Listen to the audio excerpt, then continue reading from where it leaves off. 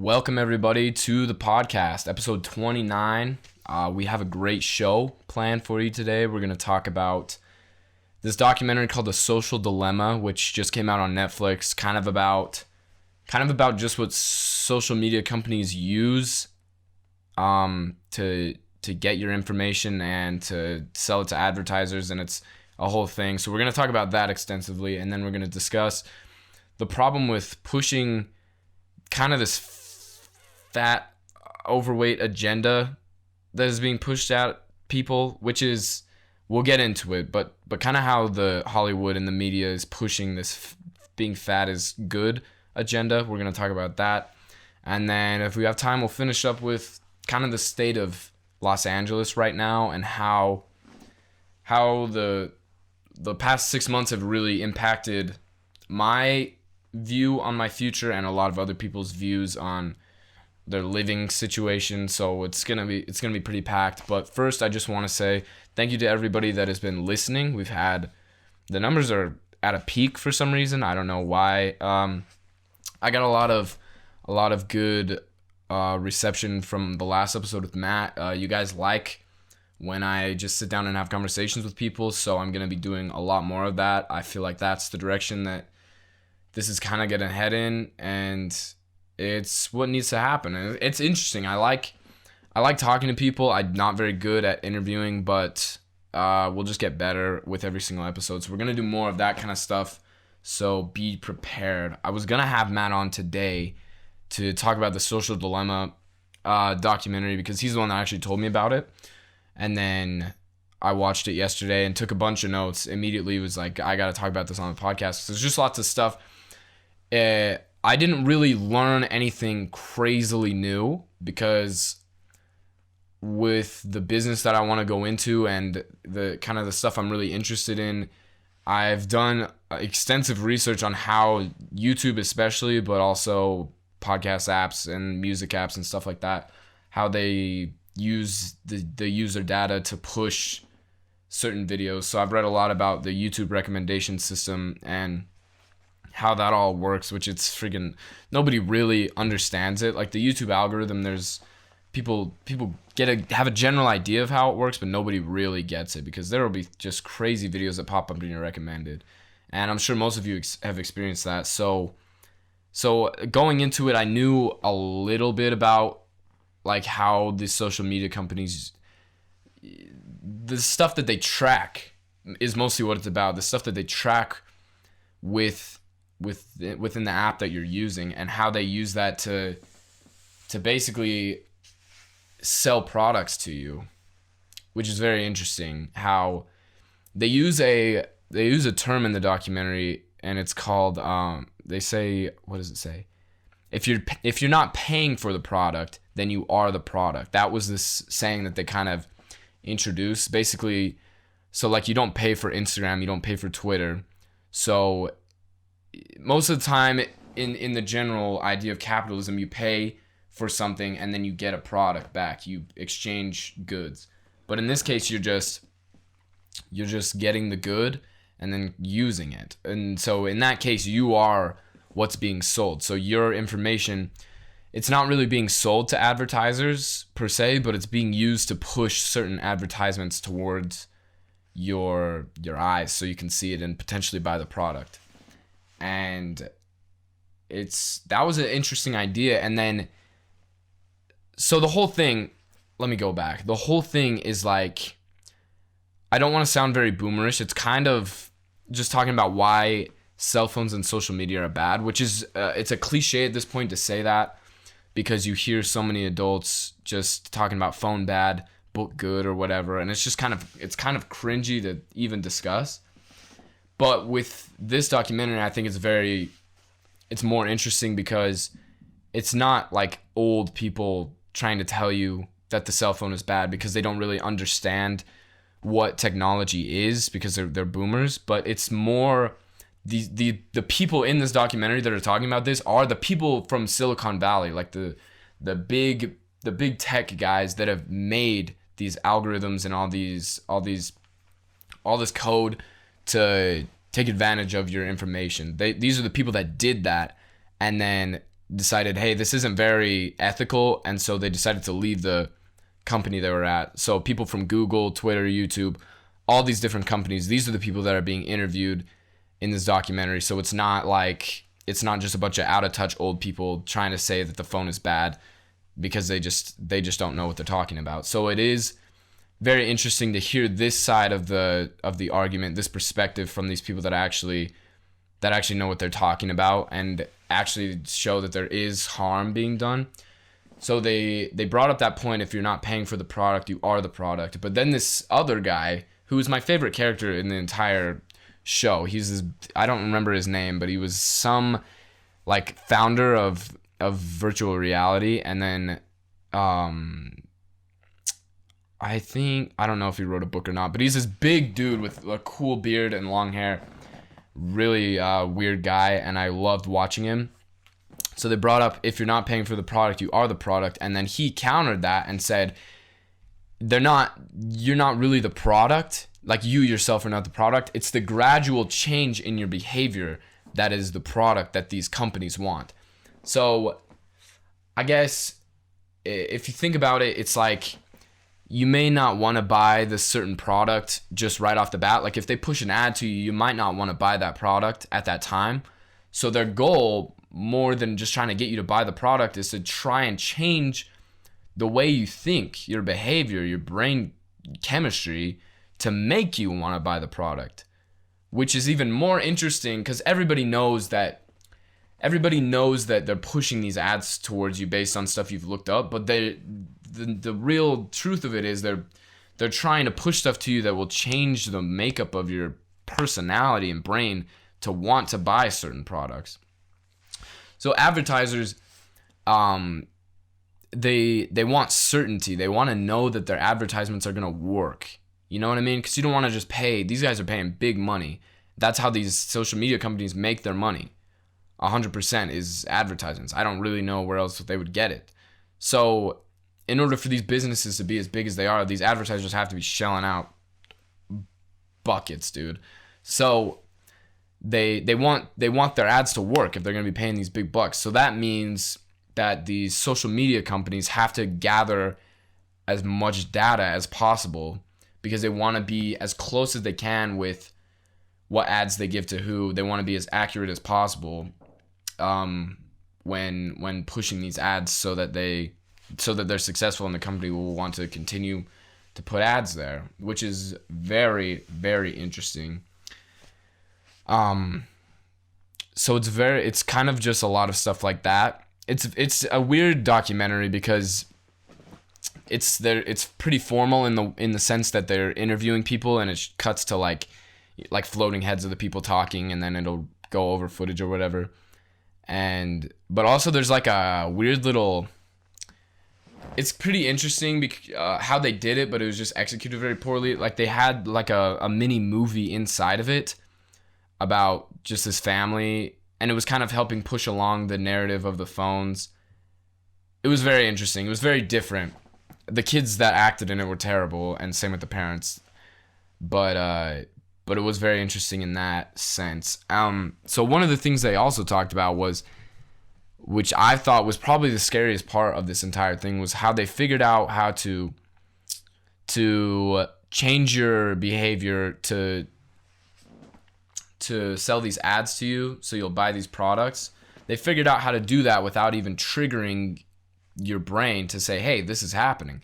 So it'll be slowly but surely. I think one of the guys said, like, if you think about it, if you pay $10 million to change the entire population of the Earth's brain 1% towards what you need it, that's worth a lot of money.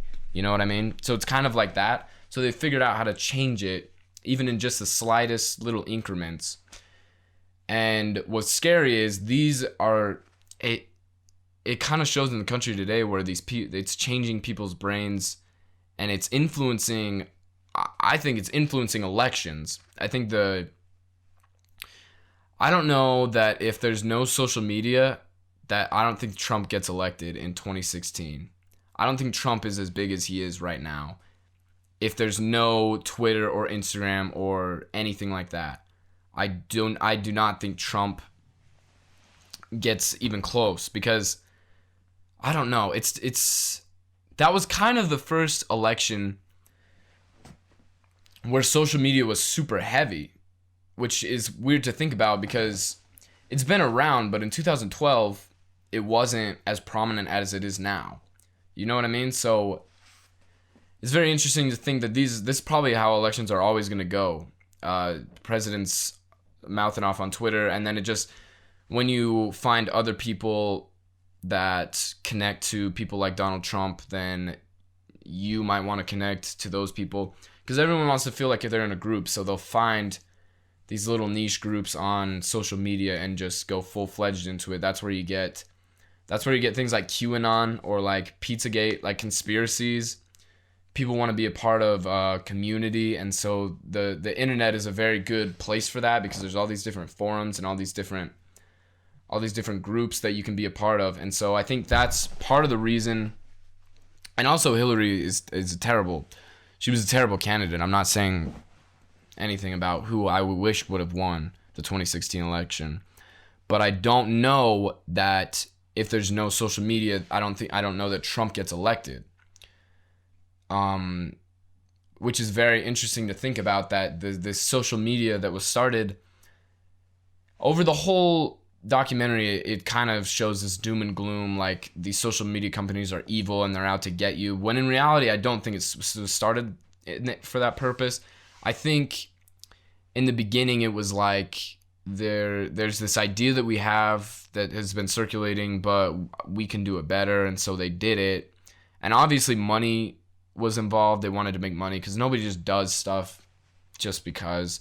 Like, we can sit here all we want and talk about how people just want to make the world a better place, but nobody really does. Most of the time there's going to be some sort of monetary gain to go along with that.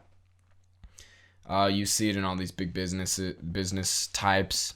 So I think they set out to, number one, make money, and number two, just build a better product.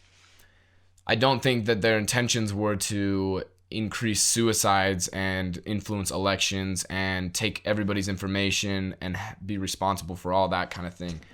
I do not think that was the goal that was set out to be achieved, and it even says that in the doc that wasn't their goal. But it is interesting how it kind of has shifted and how it's kind of turned out since things were made. So it gives examples of certain things that these social media companies do. One of the things that was surprising to me but also wasn't was the engagement time on, I'm sure it was Instagram. It was kind of like a generic social media, but I think it was talking about Instagram. Your engagement time on pictures. So it'll track how long you look at a picture, and then based on that it will say this kid looked at this picture for this long, so we're gonna push him more pictures for this to keep him on. Because number one, the companies make more money the more you're on their app, so they're gonna do anything they can. Sorry, I was doing a Louis Armstrong impression before I came in here, and my throat is just messed up. So they're gonna do everything they can to keep you on their app and get you on their app. So if they find something that you're interested in, they're going to push more of that to you, which is not really a new idea. On YouTube, watch time is the biggest factor nowadays. It used to be views or likes, but nowadays watch time is the number one factor that goes into if your video is getting recommended to other people or not, because they are looking at how many people spent a lot of time watching this video, because the more time they spend watching your video, the more time they are on the app, the more likely they are to witness ads, the more likely they are to go down a rabbit hole and just keep watching videos, keep watching ads. So YouTube is looking at how long has this person been watching this video and how many people have watched it for this certain amount of time. And if it's a good amount of time, if it's a good percent of audience retention, they're going to push that video to other people, because they're going to say these people have watched this and liked it, and they've watched 70% of it to 100%. I think 50% audience retention is a very good It's very good audience retention. If you can hold people through 50% of your video, that's good, especially a podcast. Like my podcast is probably like 15%, I think, audience retention. It's not very good. So watch time is a huge thing. So the engagement thing doesn't really surprise me, but it was like I didn't know it explicitly that they did that. And also Google's autofill feature, they were talking about if you look up, so if you start typing a word, they use the example of climate change. If you start typing in climate change is, based on where you are in the country, it's going to give you different autofill answers. So if you're in like a Republican area, then it's going to say climate change is a hoax autofill. And if you're in like a liberal area, it's going to say climate change is real or something to do. Like, you know what I mean? There's different, based on where you are politically, it's going to give you different results because they want you to click. You know what I mean? It's a very interesting thing. And location is kind of, I don't know. Location is a weird thing. That kind of stuff freaks me out that they track that and base certain things off of that. I'm not the only one in that camp. Like the whole documentary is just about that kind of thing and why. And then so that's like the first half is they're just talking about what these guys do, why they do it, how they do it, gets into the nitty-gritty. And then it starts talking about kind of the worldly effects of that. So it starts talking about teens suicide and especially in girls, it's jumped tremendously since 2010, I think. It stayed pretty steady, and then all of a sudden in 2010 it just skyrocketed. Like I think 13 to 14-year-old girls, it was like jumped 100 something percent, over 100%. And that's partly social media's fault, but also it's being ill-informed. The population being ill-informed about what social media really is. Because when you put yourself in everybody else's shoes, here's a little lesson.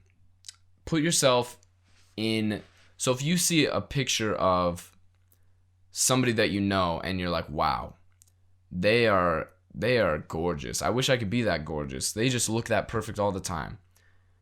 No, obviously, like you would think that's obvious that that's not true. But when we get on social media, for some reason, our brains just click off to reality and we think everything on that website is real. So if you think about it, if you were to post a picture, you're not going to post when you look ugly. You're not going to post when you look bad. You're going to post when you look good. Instagram, Twitter, Snapchat, everything is all highlights of people's lives, which is not a new concept. People have been saying that forever, but it's interesting that we look at people's highlights of their lives and then we think that our life has to be their highlights, and if it's not, then there's something wrong with us, which is just not true. People just don't, I feel like they don't understand that what people post is not their real lives. Like, it may be a cool aspect, like, hey, you went to the Grand Canyon. That's great.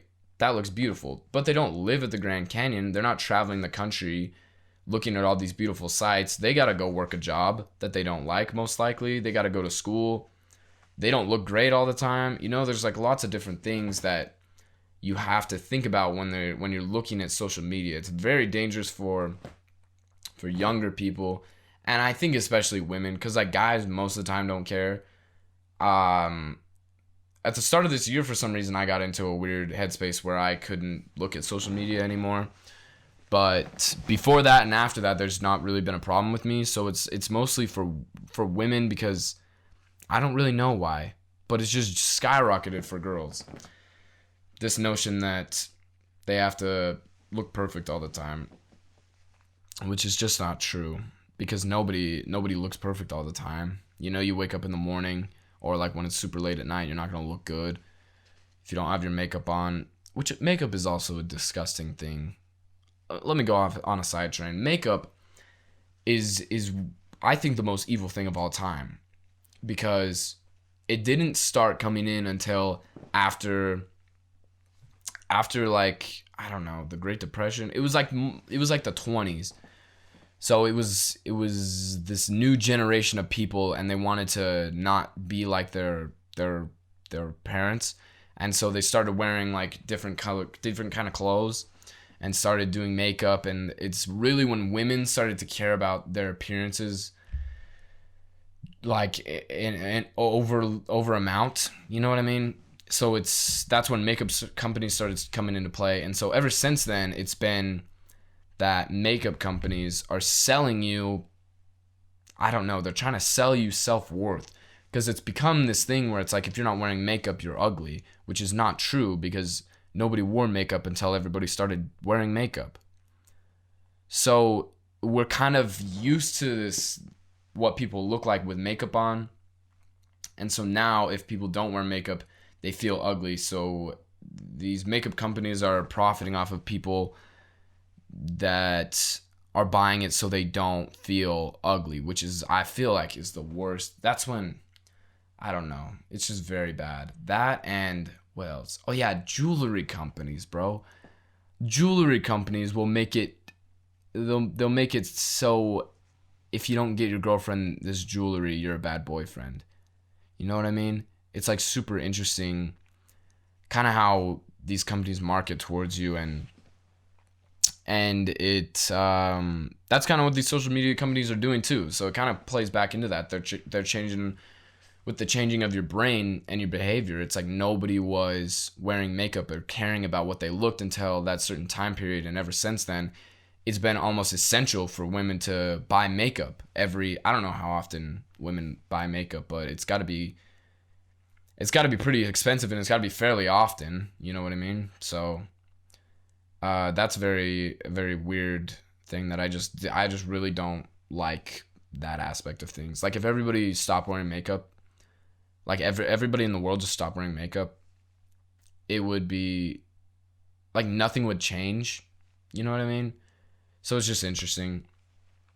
So then it starts getting into the real world effects, and we talked about with suicide and people just being ill-informed and not really grasping the fact that what they're seeing on social media isn't real. It isn't real life. It's real, but it isn't what that whole person's life is. So we need to stop comparing ourselves to these other people, because what they're putting out is their highlights, and what you're putting out is your highlights. You're not putting out the real stuff about your life. Just nobody is. It's just a fact.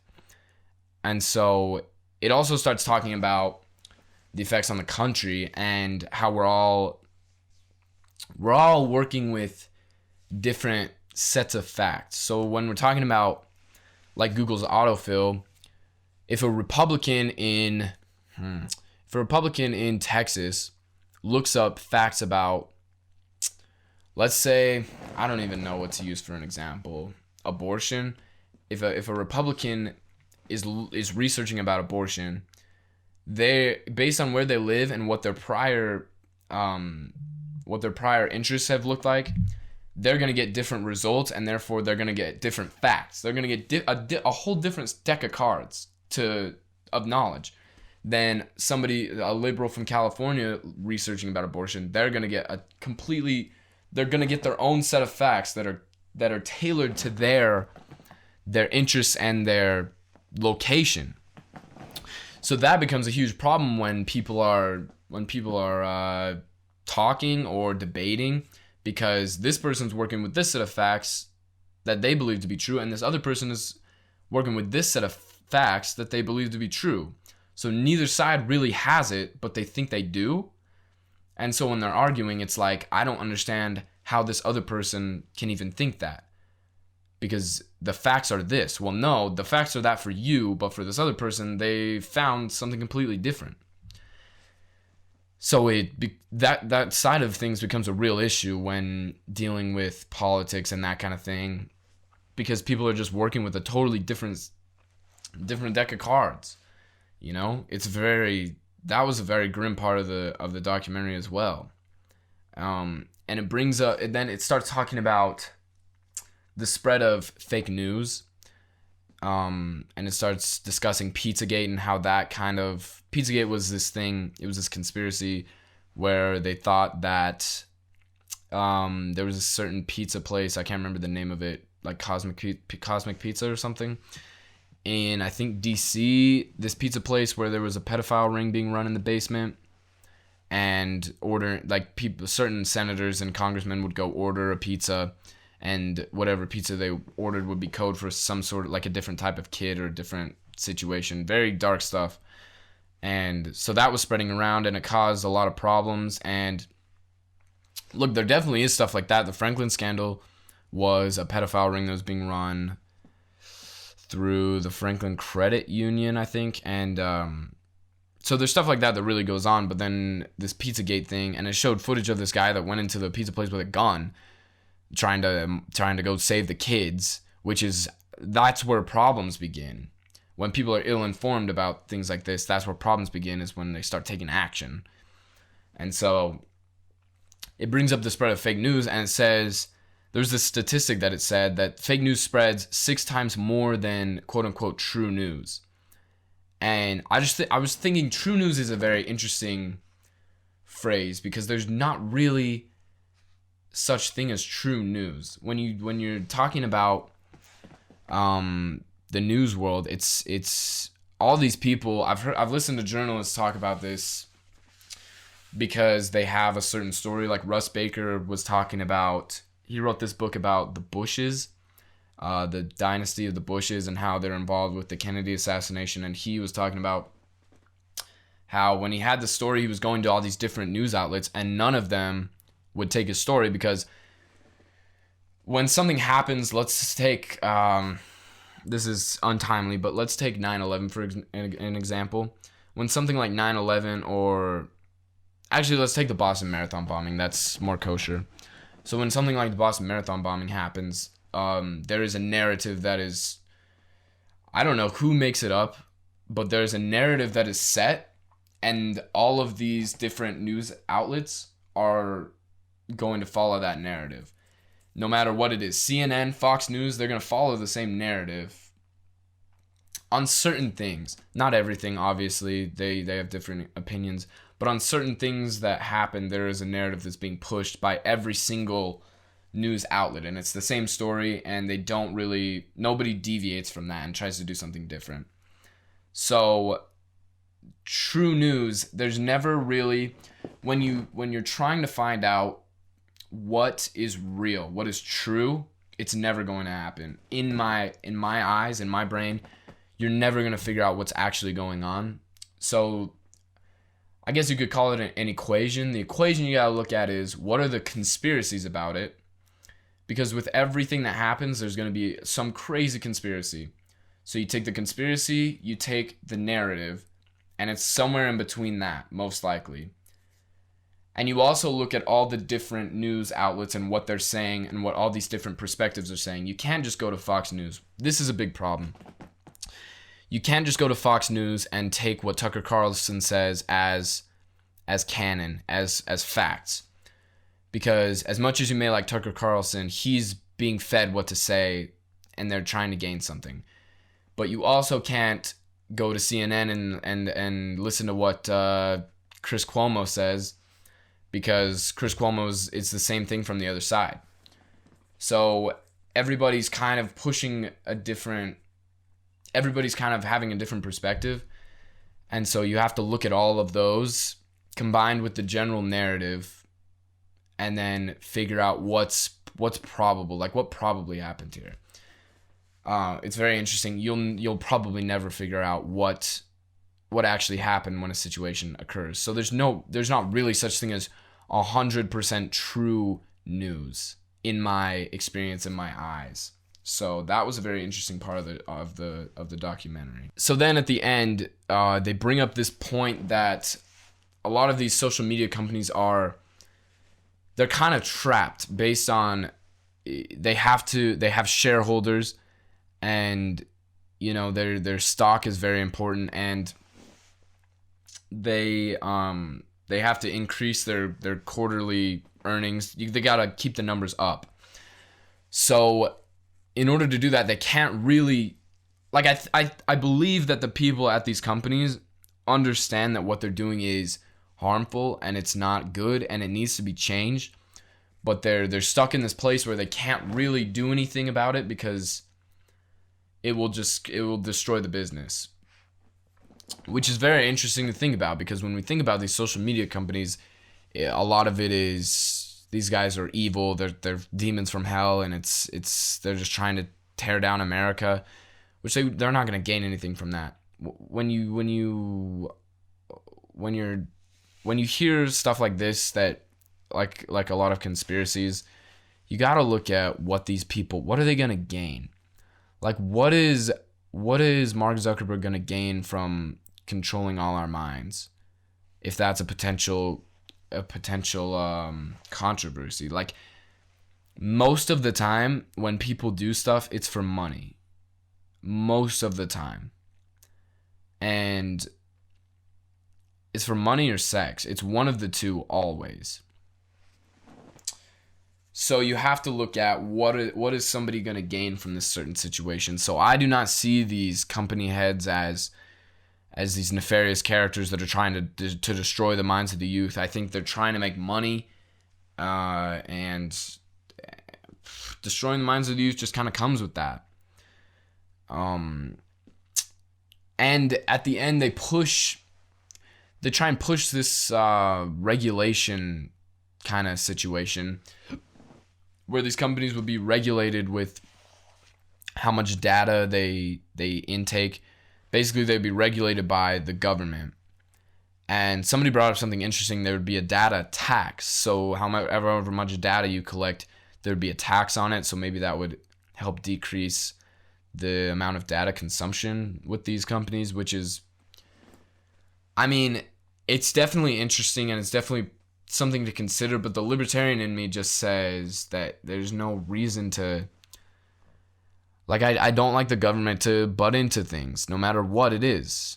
I've talked about it on the podcast before. I think it's like sex work should be legal, and marriage, all that kind of stuff should be legal. So I don't like to add government regulation to things like this. Especially when it's the people's fault just as much as the big tech business. The people that use it are the ones using it. You don't have to use it, which we don't really bring up a lot. And I'm gonna say I'm 99% sure that when you sign up for these sites, they're gonna have a clause that talks about everything they're doing. Not everything, but the majority of the data usage and collecting and that kind of thing.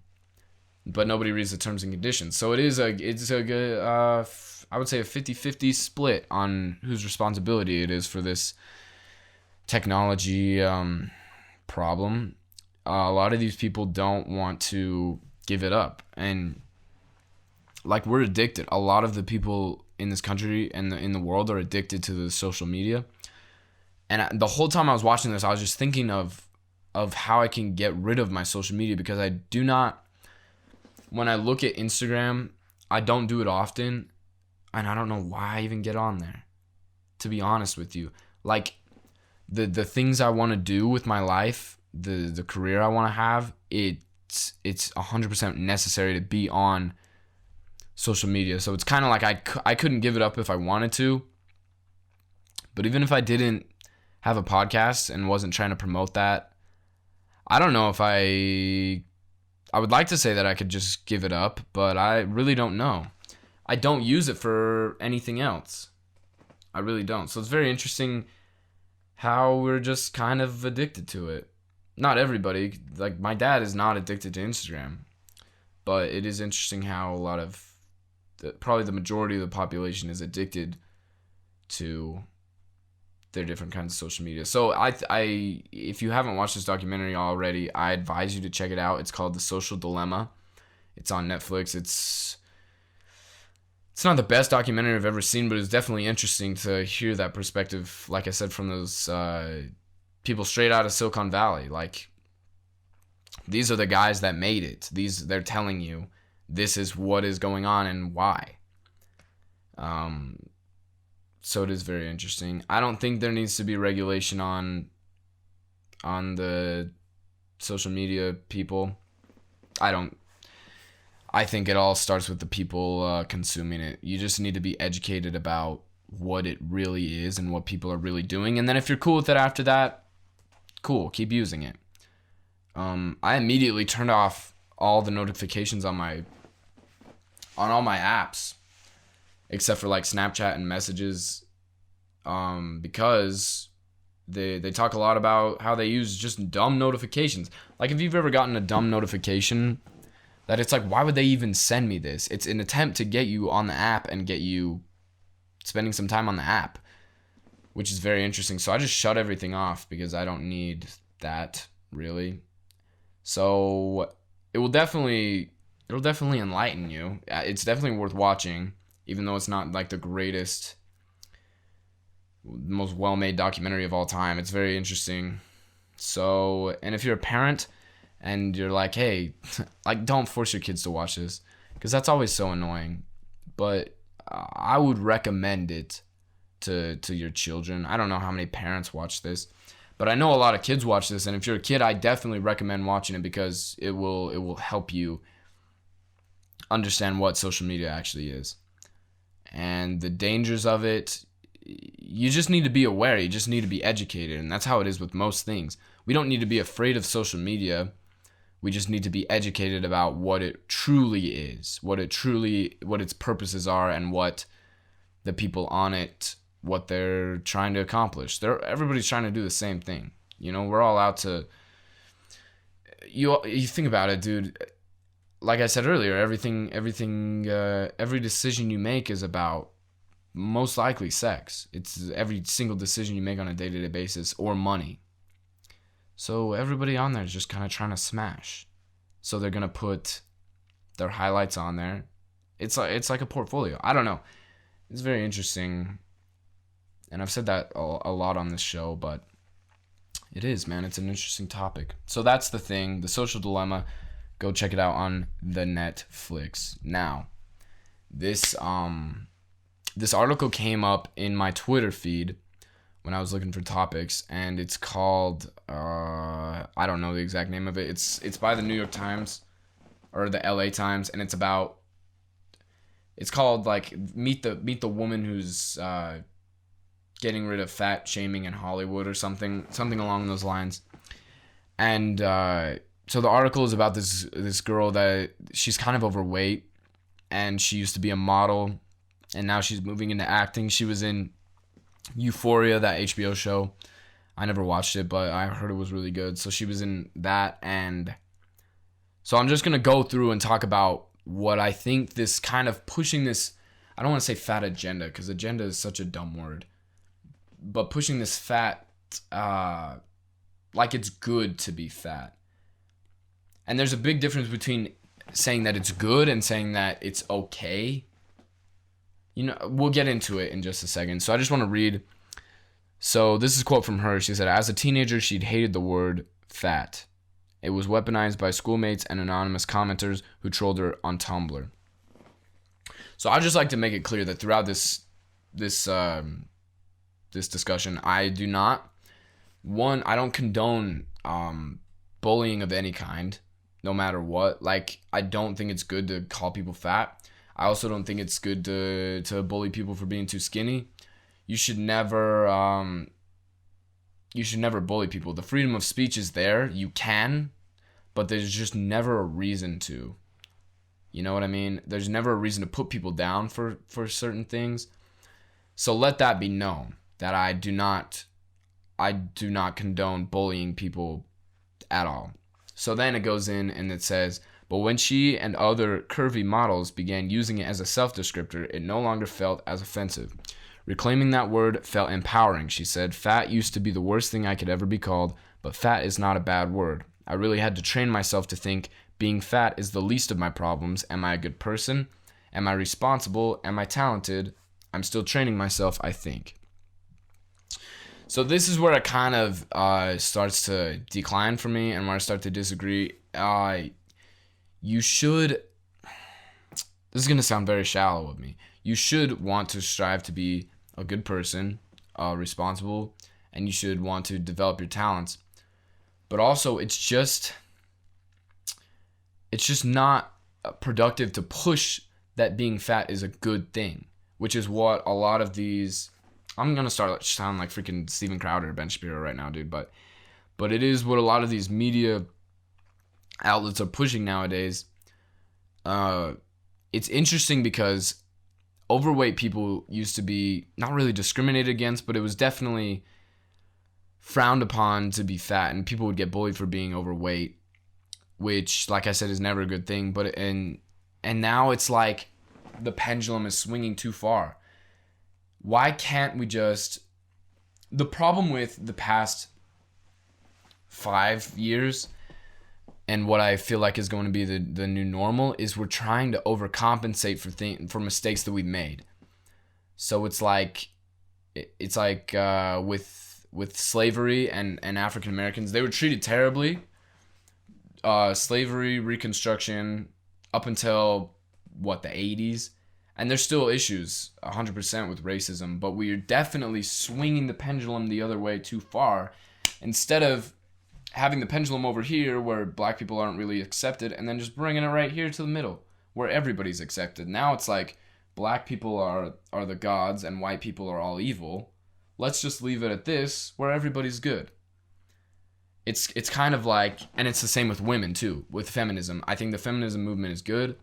I think the Black Lives Matter movement was good until they took the name and just turned it into something that completely different. The women's suffrage, and then they just pendulum came down, and then it swung the other way, and it's like, all right, now women are more superior than men. Let's just leave it at the middle where everybody is cool. You know what I mean? Everybody's cool in the entire world except for murderers and rapers. Everybody else, cool. It's like if you break a window, and instead of just buying another window, you buy them like 30 windows.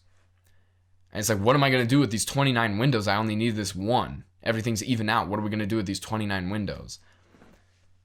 I don't know what kind of analogy that was, to be downright honest with you. So I don't think that pushing things too far is a very productive thing. But it definitely was a problem back in the day, and even now in certain cases where the ideal body was being pushed, especially to women, but to men too. People don't really think about it, but it's pushed to men a lot as well.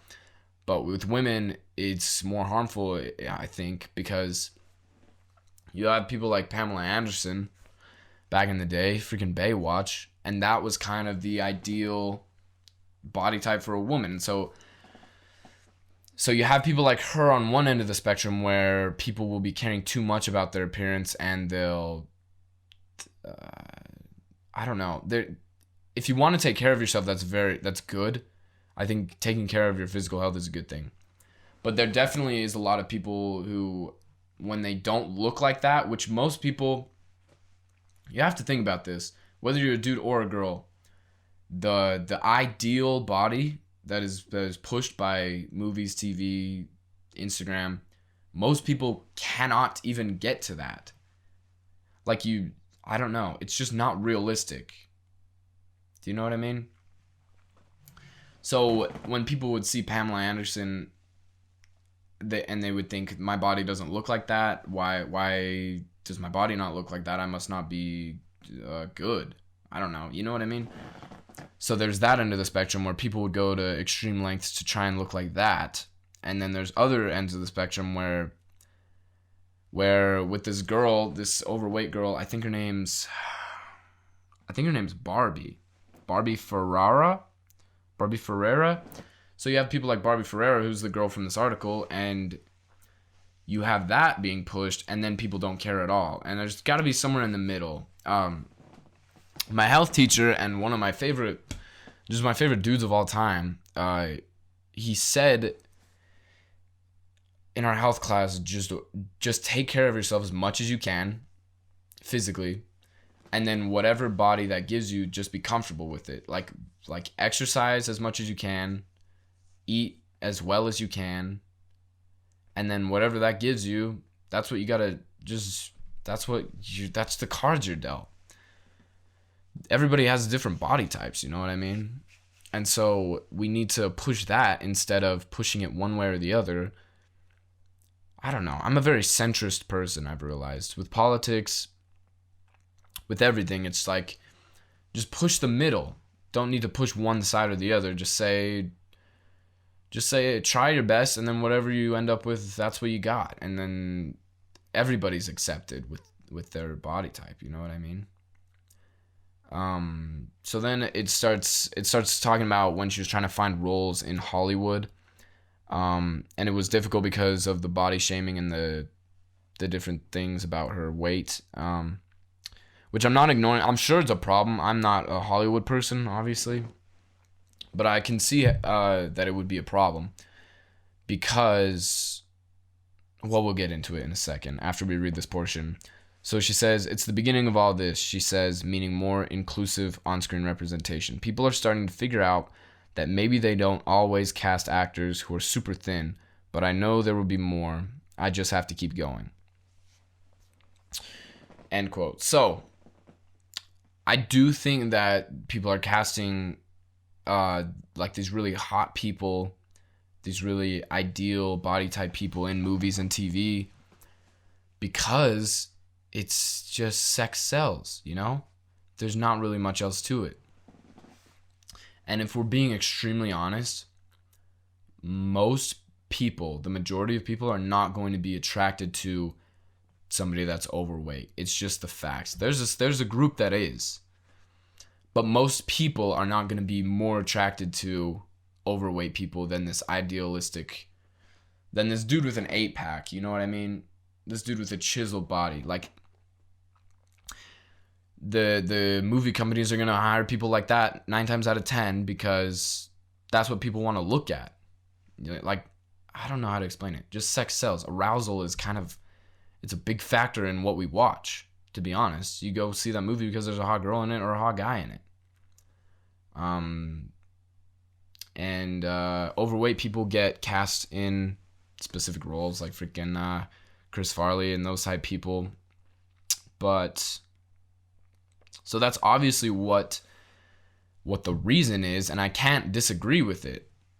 I think that it sucks, but I can't disagree that that's how the world works. So if you're overweight, and this doesn't even just apply, this applies to your personal life. If you're overweight and you're like, nobody's attracted to me, I don't know what to do, then make a change. Make a lifestyle change. But if you're overweight and you're like, I don't care, then that's great. If you are overweight and you understand the risks of it and you don't care, that's a baller move. What the heck? Something just chimed. So that's a baller move.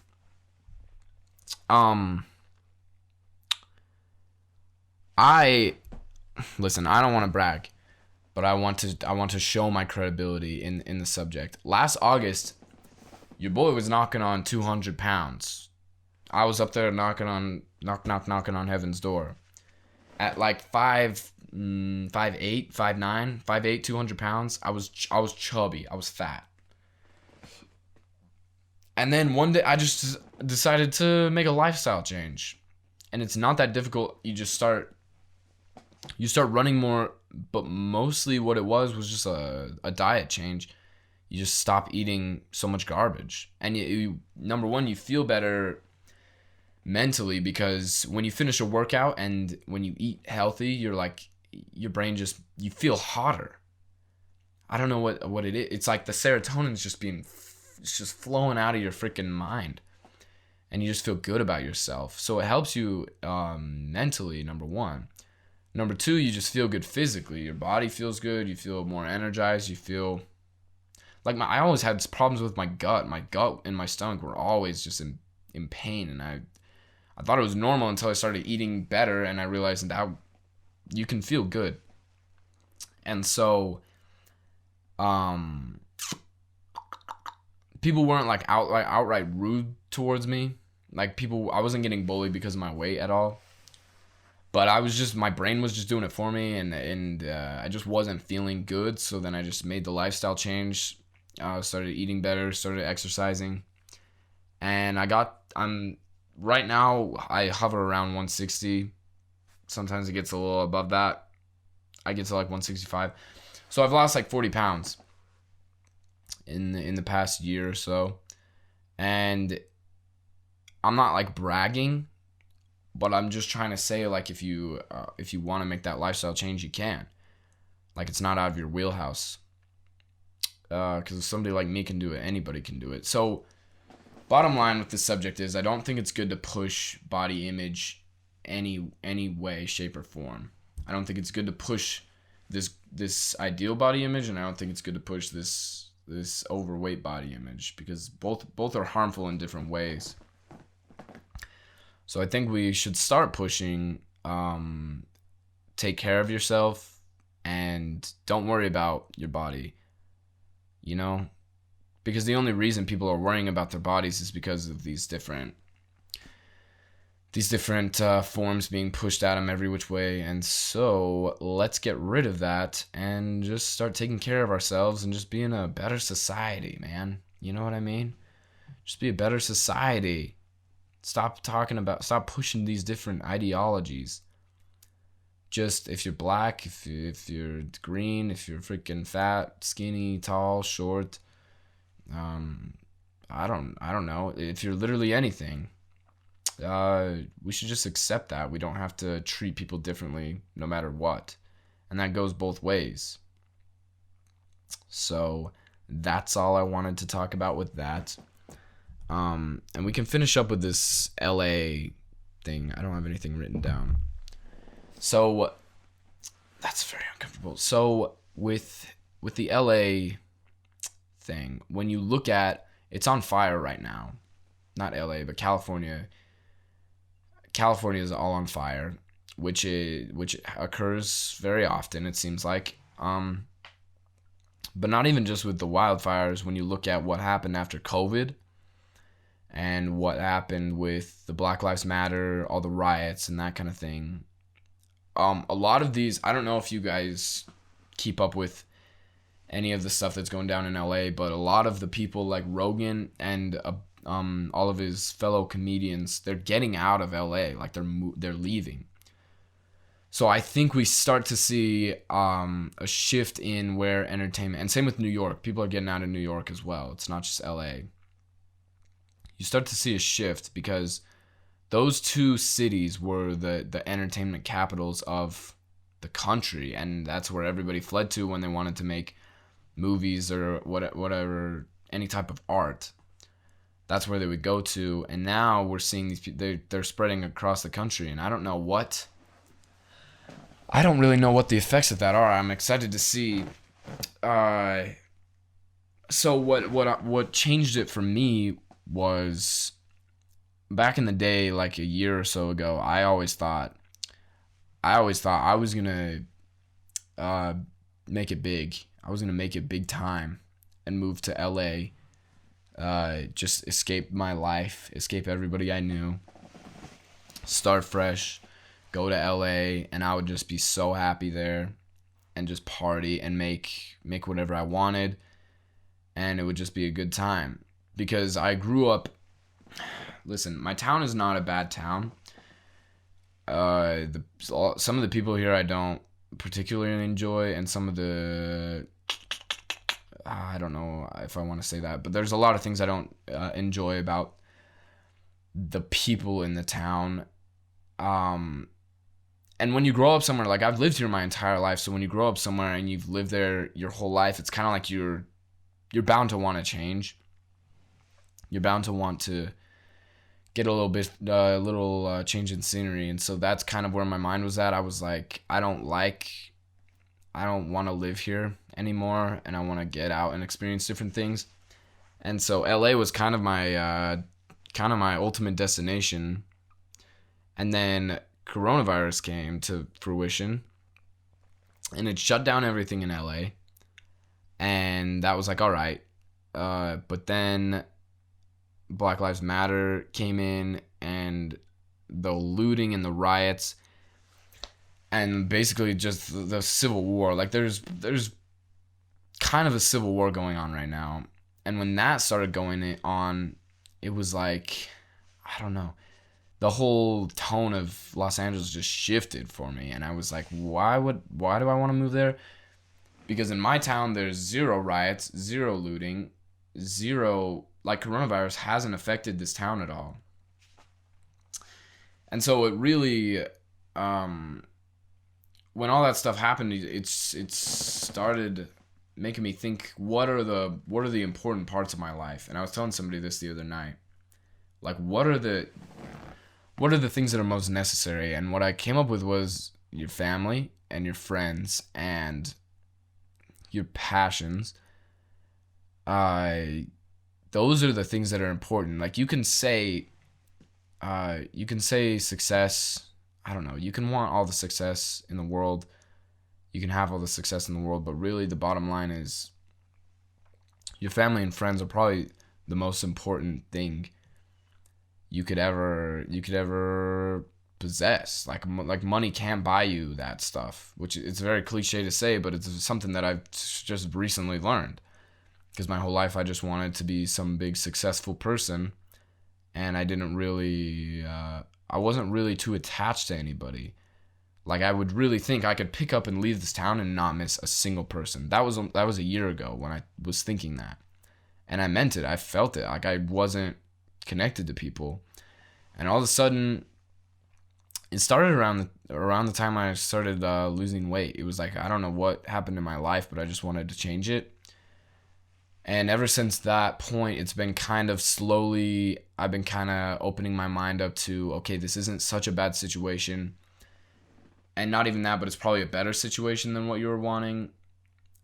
Just to have the conventional family and friends, just like people close to you. And maybe these big dreams of being some famous person isn't such a huge deal. Like, you don't need it. And I'll always love podcasting and doing this kind of stuff. And to do it, you have to have an audience. Like, that's just the way things work.